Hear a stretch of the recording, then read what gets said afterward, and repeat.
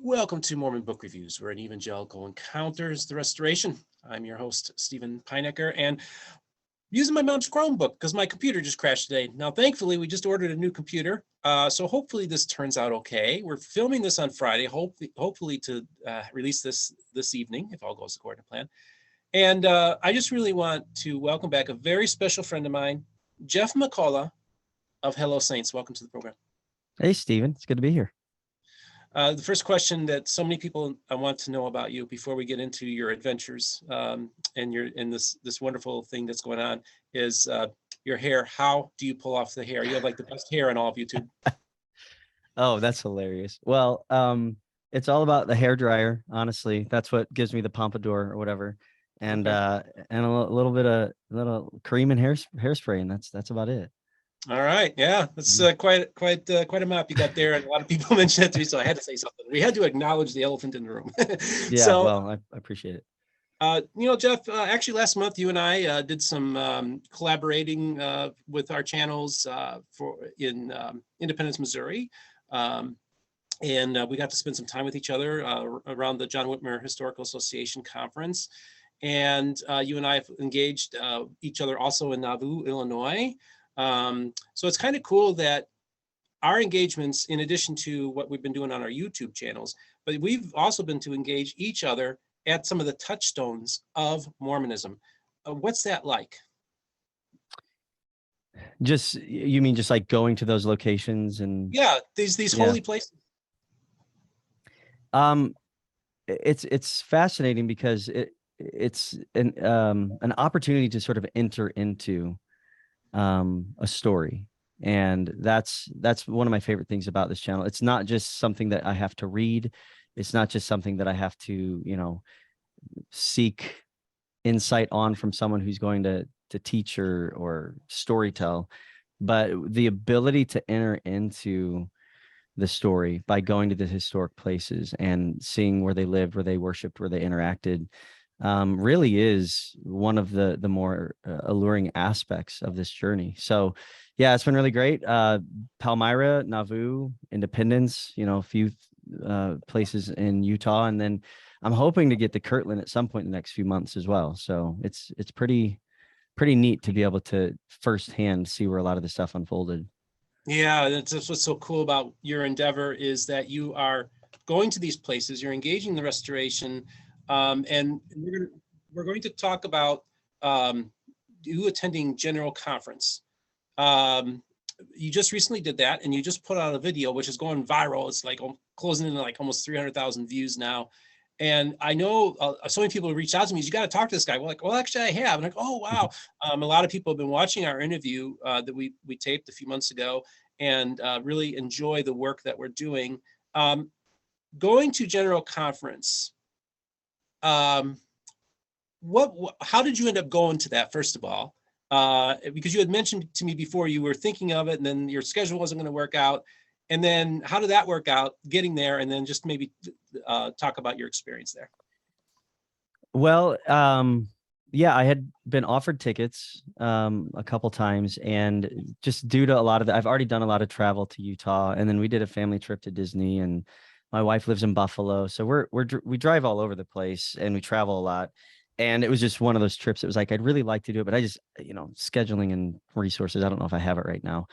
But then I had a Latter-day Saint friend who reached out to me, who said, hey, I'm willing to help you get out here. I'll get you tickets, and I'll take care of you if you can pull it off. So that's why it ended up being sort of a last minute 24-hour turnaround. And it was that actually, I think, added to sort of the excitement and the energy to the video, because it wasn't something that I was able to really mentally prepare for. It was as raw a reaction, which is why I titled the video that way, as I could have been, because I had to throw these plans together, pack my bags, get out there, and get home, all within that 48-hour time frame. So yeah, it was pretty exciting. And so then you are attending this conference. Now this is, you have never even attended award yet of the Church of Jesus Christ of Latter-day Saints. So your very first service you ever experienced is like the big one, General Conference. Talk to that. Yeah, I mean, I've never stepped foot still into a Latter-day Saint church. So to go into this setting that is so meaningful to so many people, and the first thing that I hear in any Latter-day Saint anything is the Tabernacle Choir, performing a beautiful piece. Yeah, there was a lot about it, and I talked about this in the video that I released, but there were certain aspects to it that were very familiar, and it felt like traditional church to me, for the most part. I don't know how it feels, or how the presentation of all of that is different from a regular Sunday morning meeting.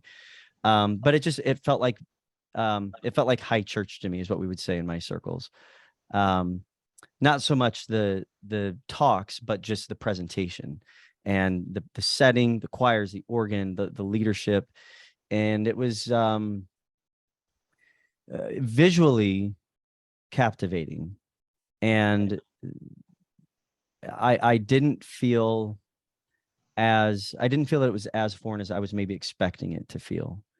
So the difference is then that I ended up sort of processing through as I was sitting there experiencing it. I was taking notes the entire time. I've got, on my phone, tons of notes in my phone from each of the talks. It was more about the content that seemed unique, different, and fascinating to me than really the setting.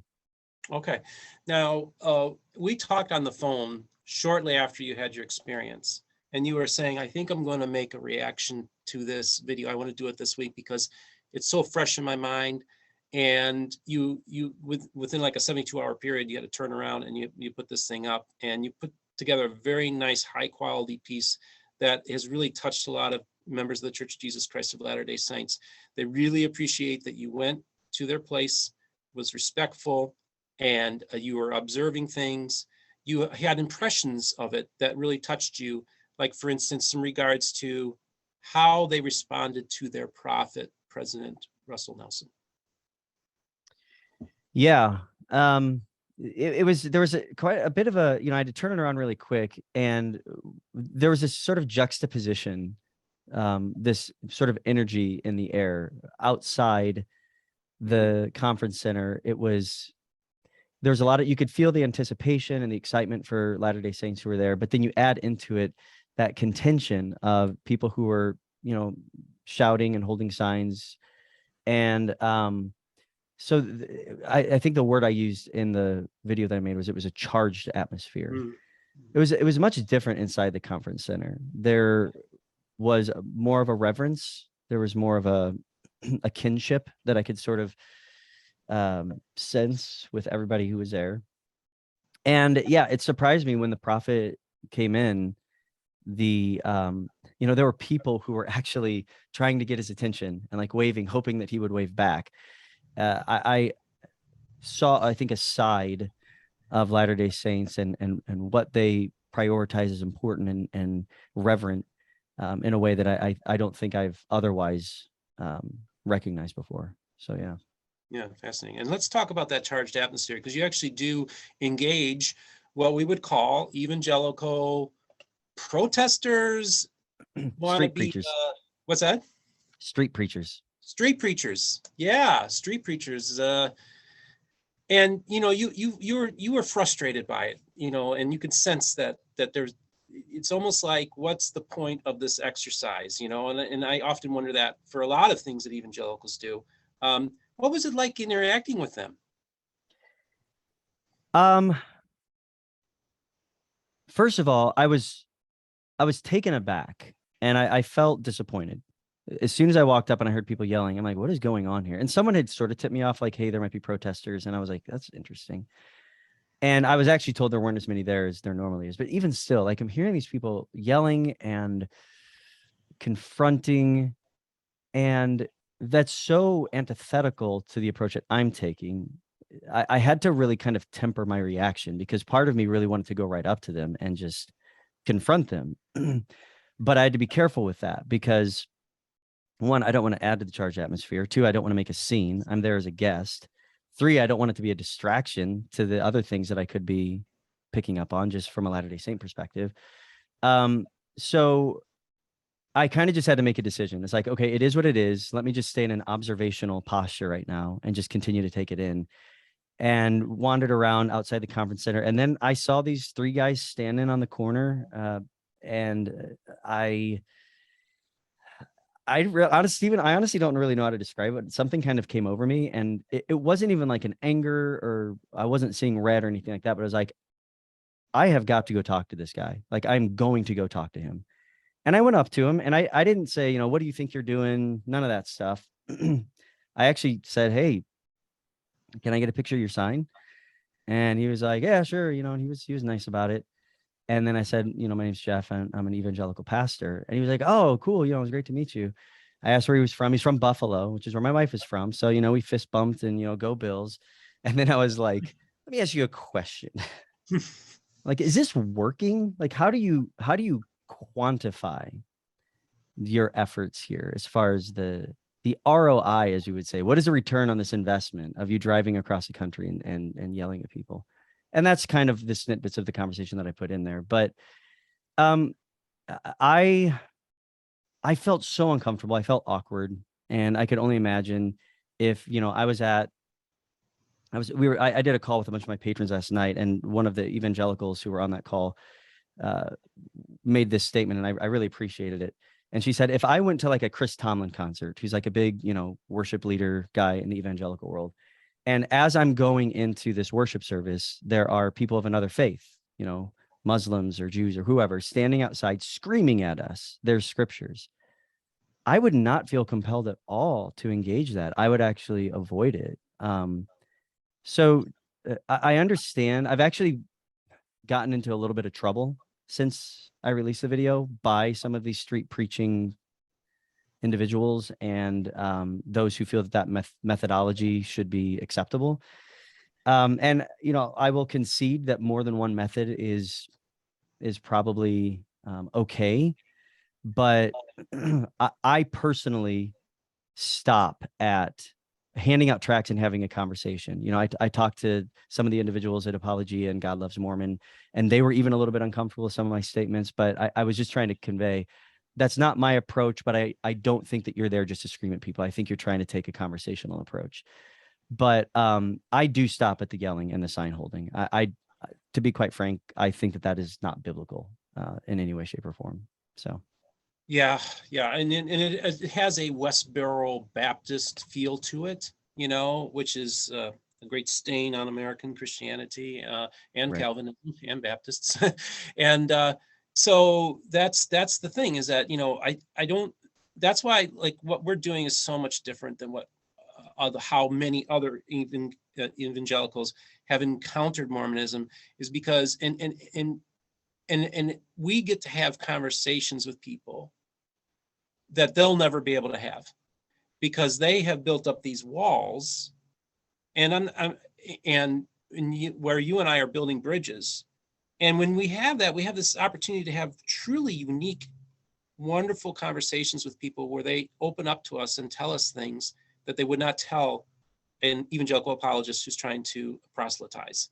Sure. And so that we see another whole different side to Mormonism that they'll never see. Right. Absolutely. And when it comes to having these interfaith dialogues, I mean, I think there can, and there probably should be more than one approach, and that's fine. And I believe that the Lord works through our earnest desire to clearly drive at what is true about his regard for us and his will and his plan for us. So regardless of what our religious background is, engaging in those conversations, especially in cases where people are even struggling with what they believe or questioning what they believe, I think that more than one approach is necessary, because we all process through our convictions differently. We all struggle with our doubts differently. We all are passionate about the different aspects of why we adhere to our certain faith backgrounds. So if we're going to engage in that sacred space that each individual has, I'm fine with there being diversity. I don't think you and I are doing it the right way. I think we're doing it a more relational way. But, there's other individuals who might take a little bit more of, I don't know what you would call it, apologetics, academic, a little bit more of, compare and contrast in a sense of trying to even prove and disprove. But I think that objective really is to have an interfaith dialogue. You know, one ministry I'm thinking of off the bat that I think does a really good job at this is Faith After Mormonism with Ross Anderson. I mean, I feel like he's really grounded in the approach that he takes, even if it's a little bit unique from the approach I take. And I think that we can appreciate that from one another. It's the overly adversarial posture that I'm just not going to get involved in. Yeah, and Ross, yeah, he's a good guy. I'll be having him on my program. He sent me, Zondervan sent me a copy of his book, How to Engage Your Mormon Neighbors, or something along that line. And I read the last chapter, Are Mormons Christians? And I told him after I read that chapter, I said, I think I could have written that chapter. So I think there's a lot of commonalities that we would share with Ross, and he's a good guy. Absolutely. So you have been just like literally 6 months ago, 8 months ago, whatever, you're kind of had this idea of doing this project.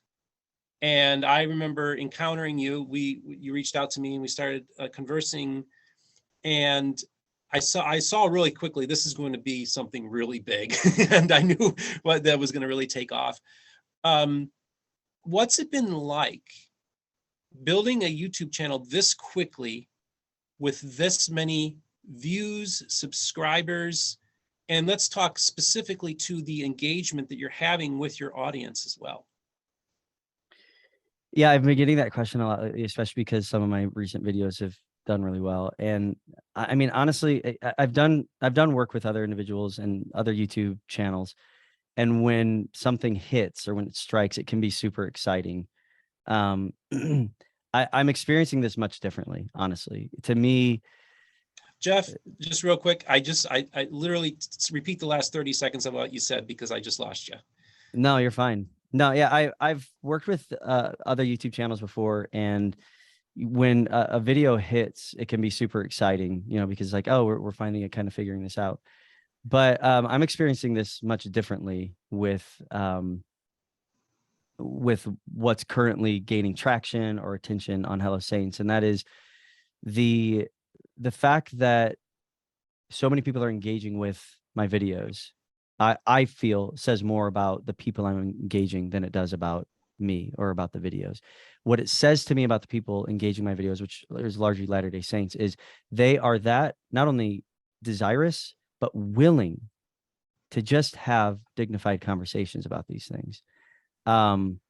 They're not sitting on, you know, their side of the fence, saying, stay away from us, let us do our own thing.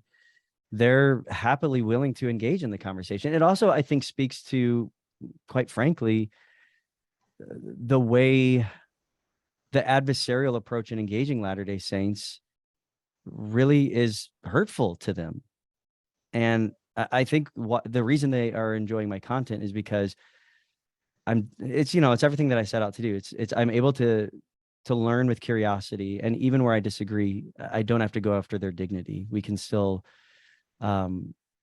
respect one another and admire each other in certain ways and still have important conversations. And I think that the fact that is resonating with so many people says a lot about how that interaction has been up to this point, which has been kind of divisive, and how ready they are to have these types of conversations, which I appreciate. And I'm happy to be received in a way that those relationships can be built. Mm-hmm. Yeah, that's been I tons of people watch our interview, and I get comments constantly from people who just really appreciate the approach we take, and just wanting to have this dialogue. And that's been a real touching thing for me, is, you know, the people really feel edified and listening to what we have to say. And this is the thing, like, neither one of us are in this to say, okay, now we're going to do the bait and switch. We've earned your trust, and now, boom, we're going to go in for to try to convert you or something like that. And I think both of our channels have earned a lot of credibility from our audience to know that that's not the intention. Matter of fact, I had somebody come to me who pretty prominent musician within in the Mormon world. He said, I've watched your channel for a very, very long time, and I really thought you had an agenda. And then I realized after just watching episode after episode after episode, you don't have an agenda. You just want to talk to people. And that was a real high praise coming from this person. And that's true. I think people are picking this up. Like next week, I'm going to be interviewing a couple atheists. I mean, I actually taped the interviews. This week is Evangelical Week. Next week is Atheist Week. And I don't think I could do that 6 months ago, but people now know that, oh, if I'm going to have an atheist on who might be critical of Mormonism, they get it. They understand what I'm doing, that I'm talking to everybody and I'm not trying to destroy people's faith or undermine it. And I think that's kind of the approach. You know, we're both doing things a little slightly differently, but we have the same spirit. And you know, that to me is what's really been the thing about this that's made this compelling for both of us, is that we really jumped into this really not knowing what to expect, and the fruits that are coming out of this it's really amazing to get the kind of reactions, and it's very humbling to me, and I feel very blessed by the people of the restoration. What do you say to that? Yeah, I mean, it's to me, this is what it's all about. I've probably mentioned this before, even in maybe the last interview, but I take my cue on how I want to maintain an inviting posture by looking at Jesus's conversation with the woman at the well. They covered so much ground in that short conversation, and there were so many dynamics swirling around. They had a different religious belief in a sense, even though they both had, you know, Abrahamic and even Jewish origins. But you had the cultural thing of a man talking to a woman. You know, you have the questions surrounding what her lifestyle was like and the decisions that she had made. You had her view on how worship should take place, and his view of what true worship actually is. But what he was constantly doing is he was driving at the deeper desire of the Father, to move past all of those layers of dynamics that could, and maybe in some cases should have been barriers to make that conversation impossible. And he blew right past all of the yellow and red lights to get right to the heart of the issue. It had to do with the spiritual reality of her soul. So when I'm engaging with Latter-day Saints, honestly, I feel a desire to blow past the religious barriers to hopefully access the relational realm, so that those considerations could be made, the spiritual reality of who we are and where we are. And I'm not saying that necessarily because I'm targeting Latter-day Saints. I do that with anybody. You know, I'll do that with a neighbor. I'll do that with somebody who I'm, you know, a coworker or anything like that. I think that that's ultimately what we're called to do, is to drive at the deeper reality, even if it means we have to move past certain beliefs that we might hide behind or adhere to. Mm-hmm. You know, this journey is taking you quite a ways, and if you want to talk to it, maybe hint at it, but there's a chance that you might be actually moving out to Utah. Is that correct? Yeah, I mean, we've talked about it quite a bit, and transplanting a family of 6 is a big decision to make. So I would have totally rushed into that decision, but thank the Lord, I have a wife who thinks, I think, a little bit more holistically about things, and she's pulled the reins back in a lot of ways, which I think is good. But what that has allowed to happen is for things to sort of organically sort of unfold, with us going through our own transition, as I talked about in our last interview, from sort of career path pastor, you know, in the pulpit, congregational, vocational, all that other stuff, to a role that's out of the box, you know, doing the stuff on YouTube. I'm engaging with my denominational leadership now about how we can have interfaith conversation and integrate new approaches to some of the ways that we even engage people outside of our tribe.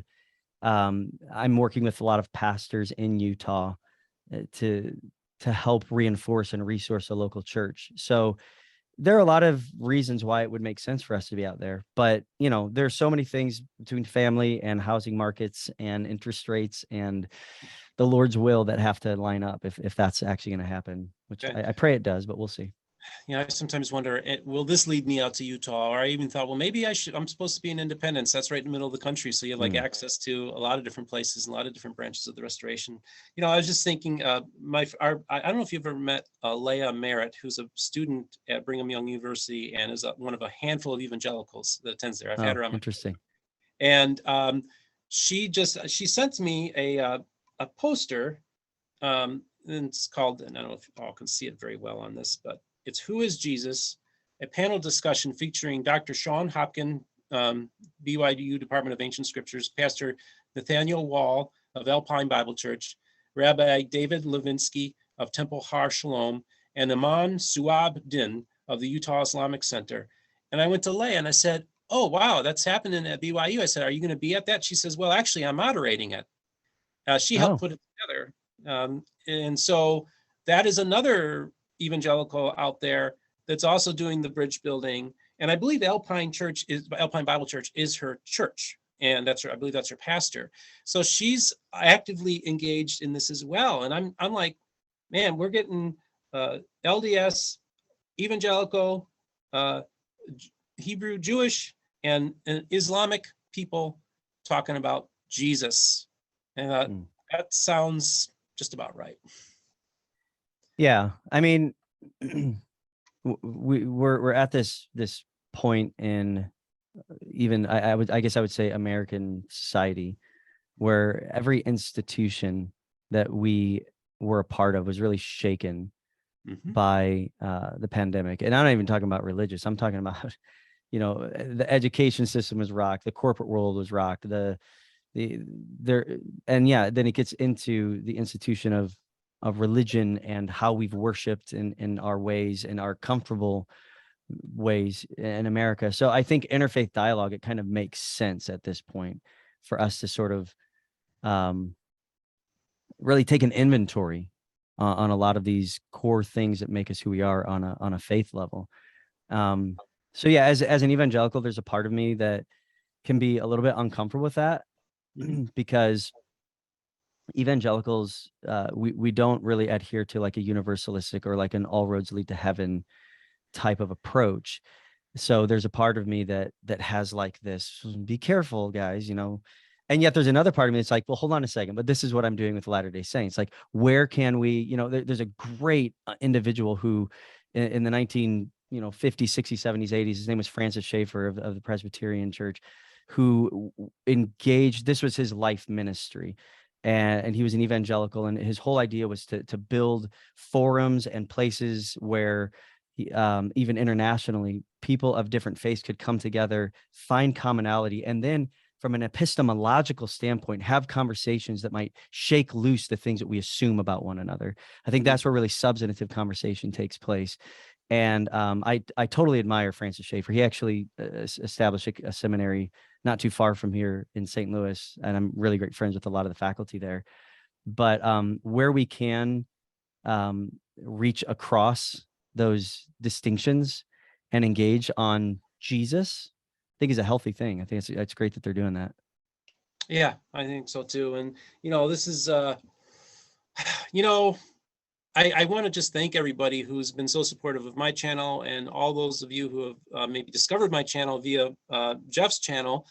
And I just want to know, Jeff, I'm really excited. What are some future projects perhaps you'd like to preview that you're going to be doing with your channel? There's a few. I've actually already shot the video on Independence that you were kind enough to join me on. So I'm excited to release that probably at some point in November. I do want to get to Kirtland at some point, which is sort of on the way to, seeing family in Buffalo. I want to do a man on the street video in the Bible Belt. And what I mean by that is I saw this recent news story, I think it was on KUTV, and they did a poll with Latter-day Saints. And it was essentially, how much do you think people outside of Utah understand the ins and outs of Mormonism, Latter-day Saint Church? And Latter-day Saints in Utah were saying, yeah, we think that people outside of Utah very well understand. And I'm like, no, guys, we don't at all. So to kind of have a little bit of fun with that, I have a lot of connections in Nashville, Tennessee. So that's going to be right in the heart of essentially almost deep South Bible Belt Christianity. And I'm going to walk the streets, and I can pretty much guess that if I throw a stone in any direction, I'm going to hit an evangelical. And I'm just going to have conversations like, hey, tell me, what is LDS? You know, finish this phrase, the Church of, and just see what people say, and then engage even on belief issues. Like, what do you understand Latter-day Saints believe about the afterlife, or, you know, things of that nature. So I feel like that video could be fun. I'm hoping to shoot that within the next month or two. And I think the big one, honestly, the big project that's looming is reading the Book of Mormon, which I've never read before. And that's the number one question I've been getting from individuals is, why are you investigating our church if you haven't read the Book of Mormon? Like, that's technically where you should have started. Fair enough. But I'm probably going to turn that into, I'm gonna take people with me as I sort of journey through reading through the Book of Mormon and providing my feedback and some of those other things. So those are some big projects, things that might not even necessarily be video related. I've been getting requests from people to lead a Bible study in the New Testament because the church is going through the New Testament next year. And I actually talked to a bishop friend of mine in Idaho, and I was like, is the church going to be uncomfortable with an evangelical pastor leading a Bible study with people in the church? He's like, no. He's like, I think it would be good to do that. So there's a few projects stirring as things move forward here. Okay, so I'm a Book of Mormon guy. So I need to know, what is going to be your approach reading through the Book of Mormon? Are you planning on starting at the very beginning and just chronologically going through it? And how long of a period do you think this is going to take? And how many videos do you think you'll be shooting out? Like, just maybe explain to me what you're envisioning the format to look like. I don't know completely yet. My friend David Snell at Saints Unscripted is kind of holding my hand a little bit, because I know that it can be a little bit tricky just to read it cover to cover, and that there are companion guides that can kind of help make sense of it a little bit more. So I don't totally know, but my hope was to take a lot of my biblical studies background, you know, hermeneutics and really exegeting the text, you know, applying what I do whenever I study the Bible to my reading through the Book of Mormon, and see how that plays. So if I had to guess, I'm thinking it would be anywhere between 3 to 6 videos. We'll see. I would take it in chunks, and I don't think I would do an exhaustive analysis, but just sort of, here's what I'm understanding is going on, and here are my thoughts on what I've read so far. Oh, okay. That's great. And I've entitled this video, "An Evangelical Pastor Attends the LDS Conference." I'm just wondering, was there anything else about the general conference that you maybe wanted to speak to? It's interesting because before I went, a lot of Latter-day Saints were like, you're going to be blown away. And like, I remember one comment that really sticks out to me. Someone was like, get ready for a spiritual feast, and pay attention to how you feel. So then after the fact, you know, Kurt Frankum from Leading Saints, he and I were talking, and he was like, so how was it? Like, did you feel anything? Was it a spiritual feast? Did it impact or change your view on anything? And I don't want to disappoint, but not really. Like, I can't say that I really felt anything like on a spiritual level that was resonating with me. I think some Latter-day Saints would say, well, you were thinking too much. You need to like pay attention to how you're feeling. And because I know that's a big part of sort of deciding and coming to accept certain aspects of Latter-day Saint belief.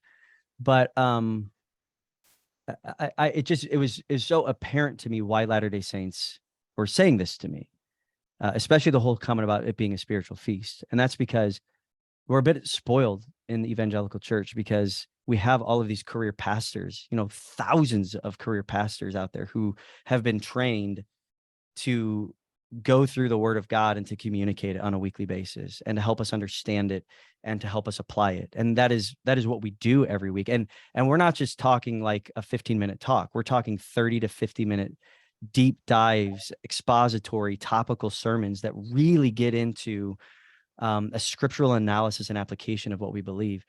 And from what I'm understanding, that engagement and the depth of study and communication of the Word of God that we receive every week is not really the experience of Latter-day Saints. You know, there are talks that take place every week in the churches, but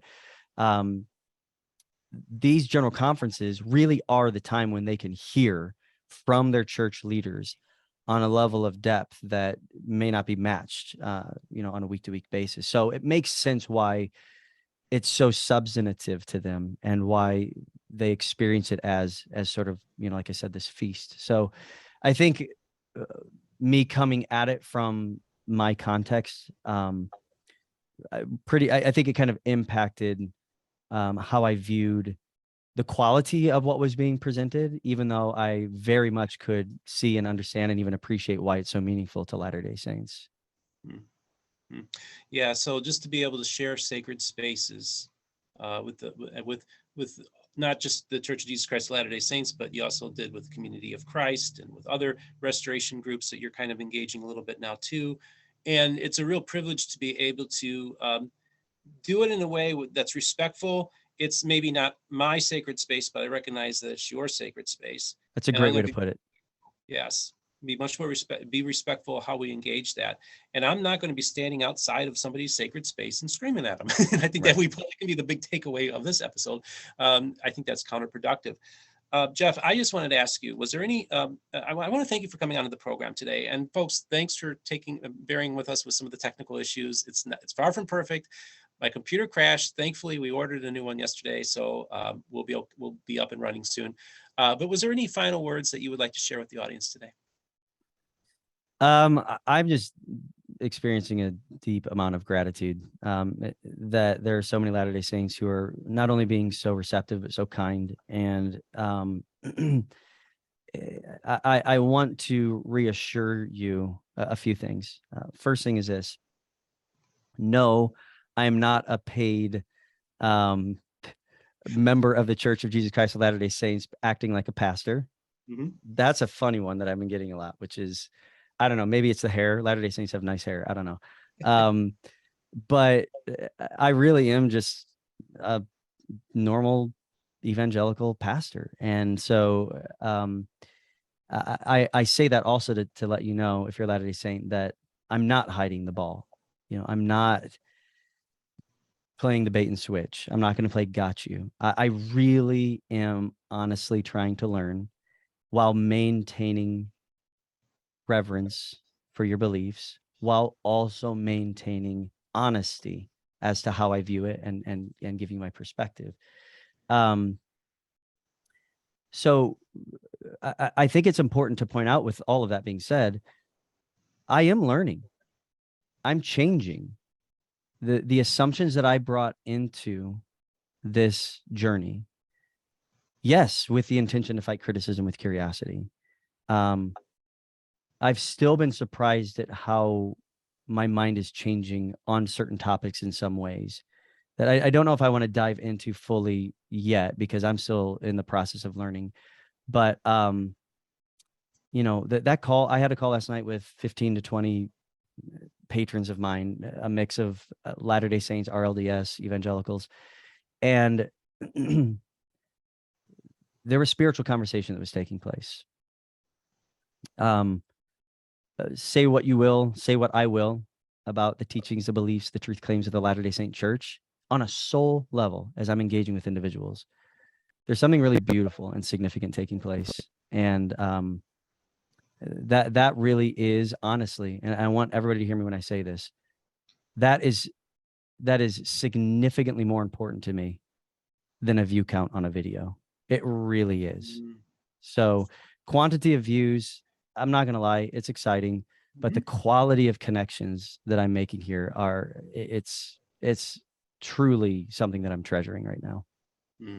Yeah. You know, dude, I've had many off the record Zoom call conversations with people, and they're like, I don't mean to take all your time. I'm like, listen, you don't understand. The conversation you and I are having right now is more important than any video that I've published. Yeah, absolutely. And that's kind of how I look at it. You know, Jeff, I just want to thank you so much for coming on the program today. You're the bomb. My pleasure. Thanks, Steven. I really appreciate it. I appreciate your support. I appreciate your partnership. I love doing this together. It's great. So evangelical YouTube superstar, Jeff McCullough of Hello Saints in the house. Thank you so much for coming on. And folks, I just want to, first of all, tell you that this month's book giveaway is the North American Model for the Book of Mormon from Jerusalem to Cumorah by William Midgley. He sent me a couple extra copies to give away as a book contest. So for those of you who are interested in getting this month's book drawing, just go to mormonbookreviews@gmail.com, and I'll have it linked in the description, and put in the subject line book contest and give me your address. It's only for American residents of the United States of America. Also, just want to remind you to don't forget to like and subscribe and hit the notification button for when a new episode comes out. If you would like to financially support this program, there are links in the description to support us on PayPal as well as Patreon. And don't forget, mormonbookreviews.com is our merch store. Coffee mugs, hats, t-shirts, car seat covers, phone cases, you name it, it's in the store. So that's another way you can support us. And don't forget, folks, all the voices of the restoration will be heard here on Mormon Book Reviews.